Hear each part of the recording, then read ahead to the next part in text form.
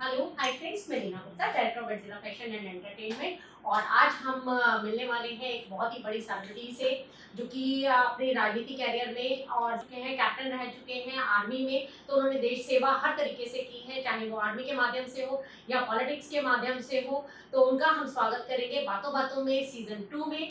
तो अब हम मिलते हैं कैप्टन विकास गुप्ता जी से और उनसे सुनते हैं उन्हीं की कहानी, उन्हीं की जुबानी। तो सर, स्वागत है आपका हमारे शो बातों बातों में। तो मैं आपसे जानना चाहूंगी कुछ आपके थोड़ा सा बचपन के बारे में, आपके बारे में, और आप कैसे आर्मी में जैसे आप रहे हैं तो कैसे रहे हैं, मतलब किस तरीके से आपका वहाँ पे जाना हुआ। नमस्कार रीना जी, गडजिला फैशन के इस पॉडकास्ट में आपका भी स्वागत है। मेरे कार्यालय में आए और मेरा पॉडकास्ट लेने के लिए आपने मुझे चुना, मैं उसके लिए आपका आभार व्यक्त करता हूँ। मैं सभी वर्तमान में उत्तर प्रदेश कृषि अनुसंधान परिषद का अध्यक्ष हूँ और दर्जा प्राप्त मंत्री हूँ। इससे पहले भी जब योगी जी की इससे पहले वाली सरकार थी तो मैं उसमें भी दर्जा प्राप्त मंत्री था और इस सरकार में भी मैं हूँ। और मुझे किसान से जुड़े हुए जितने भी विषय होते हैं उसके लिए एक संस्थान बना हुआ है, मैं उस संस्थान का अध्यक्ष हूँ और उस संस्थान का अध्यक्ष हूँ। और किसान agriculture research, agriculture council, extension, training, placement, सारा ट्रेनिंग और ट्रेनिंग से जुड़े हुए जितने भी विषय होते हैं, पब्लिसिटी, वो सारा विषय हमारे पास है। और उत्तर प्रदेश में कृषि अनुसंधान परिषद में उत्तर प्रदेश में 4 एग्रीकल्चर यूनिवर्सिटीज है और 89 कृषि विज्ञान केंद्र हैं, उन सबका भी रिसर्च और मॉनिटरिंग का काम भी हमारे पास रहता है। मैं वैसे तो आर्मी बैकग्राउंड का हूँ, लेकिन आर्मी से पहले मैं उत्तर प्रदेश का ही रहने वाला हूँ। मेरे पिताजी उत्तर प्रदेश सरकार में एक कर्मचारी थे और वो भी ट्रांसफरेबल जॉब में थे, तो पूरे उत्तर प्रदेश में उनका ट्रांसफर होता रहता है। तो मैं भी उनके साथ पूरे उत्तर प्रदेश में जब बचपन था तो घूमने का शौक था, तो मैं उनके साथ भी पिताजी जहाँ भी ट्रांसफर होते थे मैं जाता था, तो पूरा उत्तर प्रदेश मेरा देखा था। और कुछ नौकरियों के बाद, आर्मी की नौकरी करने के बाद और फिर कुछ अन्य नौकरी करने के बाद फिर मैंने अपना व्यवसाय किया और इसमें वर्तमान में मैं एक राजनीतिक दल भारतीय जनता पार्टी का सदस्य। सर, मैंने सुना है कि जो आपके फादर थे और आपके मतलब ग्रैंडफादर थे, वो सब जो भी थे कि आपके जो हमारा स्वतंत्रता संग्रामी जो रहे हैं, तो शायद आपका रुझान जो आपने आर्मी ज्वाइन किया उसी वे में था, या मतलब देश सेवा करना चाहते थे आप शुरू से? देखिए क्या था, मेरे जो दादाजी थे वो भी स्वतंत्रता संग्राम सेनानी थे, मेरे नाना जी थे वो भी स्वतंत्रता संग्राम सेनानी थे, और एक मेरे दादाजी के जो मामा जी के लड़के थे वो भी उस समय बड़ा काकोरी का एक ट्रेन डकैती का काम 1925 में हुआ था, उसमें वो भी सजा याफ्ता थे, उसमें उन्होंने सजा पाई।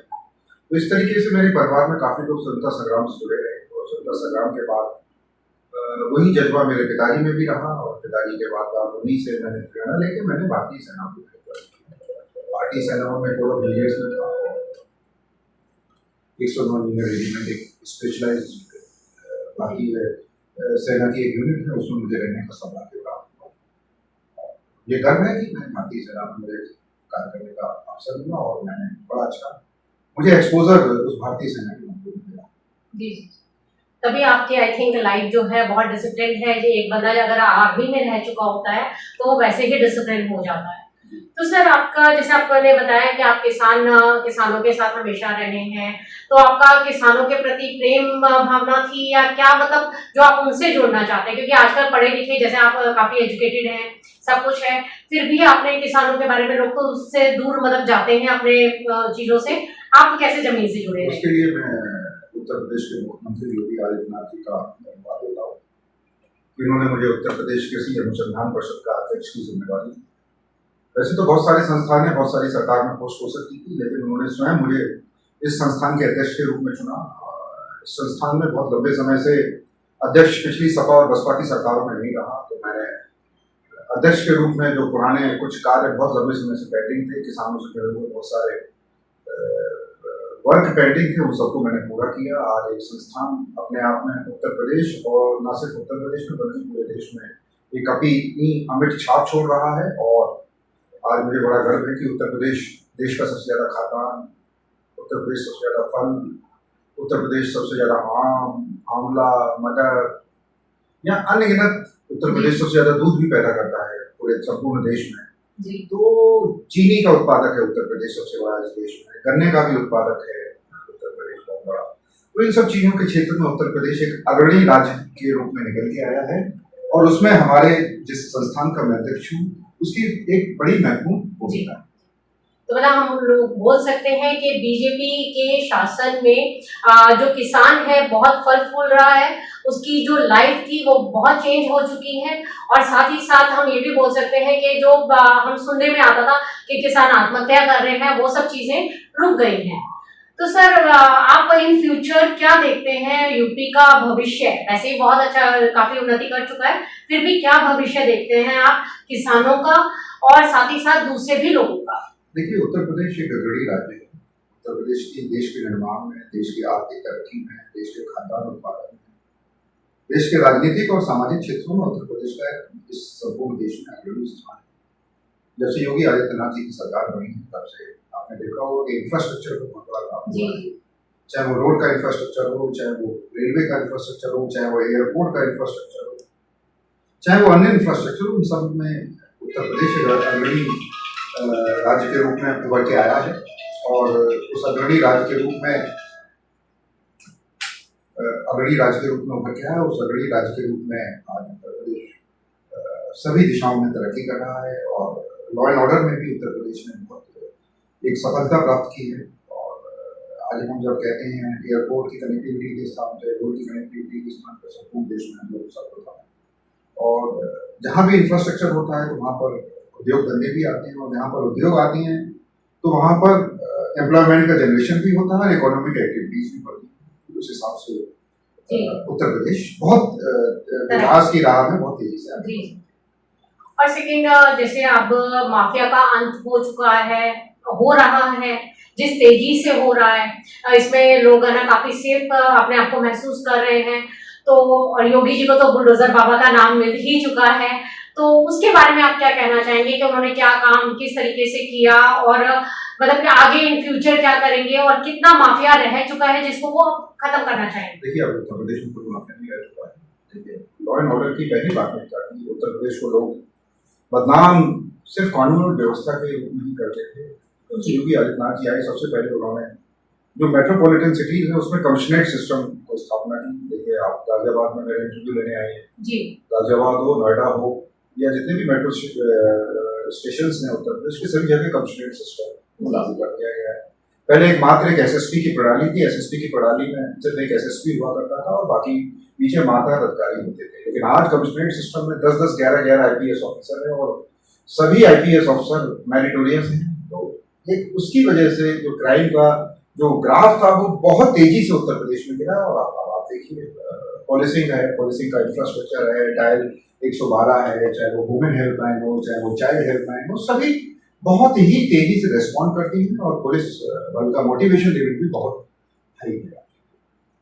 ये बात बिल्कुल ठीक है। जब से योगी जी आए हैं तब से हमारा जो यूपी का जो क्रिमिनल ग्राफ था वो काफी नीचे आ चुका है। नोएडा जैसी जगह में कहा जाता था गुर्जरों का अधिपत्य है, लेकिन अब वो सब चीजें काफी कम हो चुकी हैं। हम कह सकते हैं कि वो काफी हद तक खत्म हो चुकी हैं। तो इसके लिए हम योगी जी का और हमारे जितना भी बीजेपी के नेता हैं उन सबका हम अपने कहते हैं ना आभार प्रकट करते हैं कि उन्होंने बहुत अच्छे से यूपी को संभाला है। तो सर अगर हम बात करते हैं कि यूपी बीजेपी से पहले यूपी में और आज की यूपी में क्या डिफरेंसेस हैं? देखिए, आपने गुजरों का अधिपत्य बोला। गुजरों का मैं बहुत सम्मान करता हूँ। गुजर एक राष्ट्रभक्त कौम है और गुजरों का इतिहास शुरू से ही बागी रहा है। अंग्रेजों के खिलाफ अगर कोई किसी एक जाति ने अगर अग्रणी भूमिका निभाई है तो गुजरों ने निभाई है। मैं नोएडा में पिछले 2 दशकों से 20 वर्षों से रह रहा हूँ। भी ऐसा नहीं, मेरी कंपनी में कर्मचारी हैं, अधिकांश कर्मचारी गुजर है। मैंने उनको पाया है कि बहुत मेहनती होते हैं, बहुत काम करने वाले होते हैं। देखिए, लॉ एंड ऑर्डर में किसी एक जाति विशेष का नाम लेकर अगर हम कहेंगे तो ये हम लोगों को ये विचार त्याग देना चाहिए। अपराधी सभी जातियों में होते हैं, सभी धर्मों में होते हैं, और अच्छे लोग भी सभी जातियों में, सभी धर्मों में होते हैं। दूसरा, रही बात आपके सवाल की, तो सवाल भविष्य के लिए यूपी, पूरा दुनिया यूपी की तरफ देख रही है। यूपी में जिस तेजी से निवेश बढ़ रहा है, यूपी में जिस तरीके से ग्रेटर नोएडा में जेवर एयरपोर्ट एशिया का सबसे बड़ा एयरपोर्ट आने जा रहा है, मेट्रो की कनेक्टिविटी जिस हिसाब से बढ़ रही है, उस हिसाब से आप देखेंगे कि जो सबसे ज़्यादा जो फॉरेन डायरेक्ट इन्वेस्टमेंट है उसमें उत्तर प्रदेश अग्रणी स्थानों में आगे स्थापित होगा। टैलेंट की जहाँ तक बात है, उत्तर प्रदेश में टैलेंट भी बहुत अच्छा पैदा हो रहा है। Engineering colleges, medical colleges, management colleges, art and culture के कॉलेजेस, स्किल डेवलपमेंट का के जो भी इंस्टीट्यूशंस हैं बहुत सारे उत्तर प्रदेश में आ रहे हैं। और जिस हिसाब से योगी जी और योगी जी के नेतृत्व में पूरी सरकार काम कर रही है, भविष्य में इसके बहुत अच्छे परिणाम सामने आएंगे। सर नेचुरली बहुत तरक्की हो रही है यूपी में, लेकिन मैं आपसे बस एक क्वेश्चन, एक चीज और पूछना चाहूंगी कि हमने देखा अयोध्या के इस चुनाव में देखा, अयोध्या में बहुत ज्यादा तरक्की हुई, डेवलपमेंट हुआ, लोगों को रोजगार भी बहुत मिला, और ये सब हम बोल सकते हैं कि बीजेपी की सरकार के कारण हुआ। और जिसको कहते हैं हाईटेक सिटी भी उसको बोल सकते हैं हम अयोध्या को। लेकिन क्या रीजन रहा, क्या एक रीजन है जो कि अयोध्या में बीजेपी की हार हुई? देखिए, बहुत सारे रीजन हो सकते हैं, उसका एक रीजन नहीं गिना सकते। हो सकता है कि जो वहाँ के जनप्रतिनिधि रहे हों, वो जो नरेंद्र मोदी जी ने जितना विकास का कार्य किया है, योगी जी ने जितना विकास का कार्य किया है, हो सकता है जनता तक नहीं पहुँच पाया हो। बहुत ज़्यादा वोटों से नहीं हारे हैं, तो बहुत किनारे से नहीं हारे हैं। तो कभी कभी ऐसा भी हो जाता है कि वो बहुत लंबे समय से वो मेंबर ऑफ पार्लियामेंट रहे हैं, तो कभी कभी ऐसा होता है कि एंटी इनकम्बेंसी भी सांसद के खिलाफ हो जाती है। लेकिन पिछले कई समय से, बहुत वर्षों से हम लोग जीते आ रहे कॉन्स्टिट्यूंसी, कभी कभी ऐसा हो जाता है कि जनता के प्रति जो हमारा जवाबदेही होती है, वो हो सकता है कि हम उस पर कभी कभी उस कसौटी पे ना खड़े होते हैं। तो हो सकता है कि जनता ने हम लोगों को एक मैसेज देने का प्रयास किया है। लेकिन निश्चित रूप से भविष्य में हम जितने भी चुनाव होंगे, सभी चुनाव हम अयोध्या में। और जैसे कि अभी ये चुनावों के बाद एकदम से ही आपने देखा है कि काफी आक्रामकता से कह सकते हैं हम, काफी तेजी से योगी जी ने दोबारा जो इतने भी ये बुलडोजर मतलब चला रहे हैं, काफी जो संपत्ति है माफिया की, उन्होंने काफी सारी वो की है, रिलीज करवाई है। और उसको बताया जा रहा है कि अब वो स्कूल्स, कॉलेजेस और वहाँ पे हॉस्पिटल्स वगैरह बनवाएंगे। तो ये सब मतलब एकदम से कैसे मतलब? देखिए, योगी जी इस मामले में बिल्कुल क्लियर है हमारे। जिस दिन से उन्होंने शपथ ली है उत्तर प्रदेश के मुख्यमंत्री के रूप में, तब से लेकर आज तक मैंने देखा है कि अगर किसी विषय पर योगी जी ने सबसे बड़ा कार्य किया है, वो उत्तर प्रदेश में कानून व्यवस्था है। और इस कानून व्यवस्था के विषय पर ही हम लोग दोबारा जब 2022 में दूसरा बार विधानसभा का दूसरी योगी जी की सरकार अपना विश्वास मत प्राप्त कर रही थी, तो जनता ने 2/3 बहुमत से जनता ने भारतीय जनता पार्टी को यहाँ पर सरकार बनाई थी। आज भी आप कहीं भी चले जाइए उत्तर प्रदेश से बाहर, तो आज भी अगर उत्तर प्रदेश में किसी विषय की सबसे ज्यादा चर्चा होती है तो उत्तर प्रदेश में कानून व्यवस्था की। और उसमें योगी जी की इस सरकार को और योगी जी को मैं 10 में से 10 मार्क। तो सर ने बिल्कुल ठीक बोला कि यहाँ पे लॉ एंड ऑर्डर काफी अच्छे से काम कर रहा है, जो कि पुलिस कभी कहा जाता था कि ना जो अपने राजनेता होते हैं उनके तलवे चाटती है या कुछ है। लेकिन आज के टाइम में हम बोल सकते हैं कि यूपी पुलिस का काफी बड़ा योगदान है, और साथ में उनको मतलब एक वो दी जाती है, खुला दिया जा रहा है कि आप कर सकते हैं। नहीं तो जनरली क्या होता था कि उनको दबा दिया जाता था पुलिस को, तो पुलिस भी क्या करे। तो चलते चलते सर मैं आपसे बस यही पूछना चाहूंगी कि आप है ना यूपी के बारे में आप लोगों को क्या बताना चाहेंगे, जो चीजें उनको तक नहीं पहुंच पाई हैं, शायद हमारे चैनल के माध्यम से वहां तक पहुंच जाएं, और आप क्या उनको संबोधन करना चाहेंगे, कैसे आप? देखिए, उत्तर प्रदेश सबसे ज्यादा आबादी का प्रदेश है, यहाँ लगभग 25 करोड़ की आबादी रहती है। लगभग 1/5 भारत उत्तर प्रदेश में रहता है। उत्तर प्रदेश में असीम संभावनाएं हैं, उत्तर प्रदेश में विकास की बहुत संभावनाएं हैं।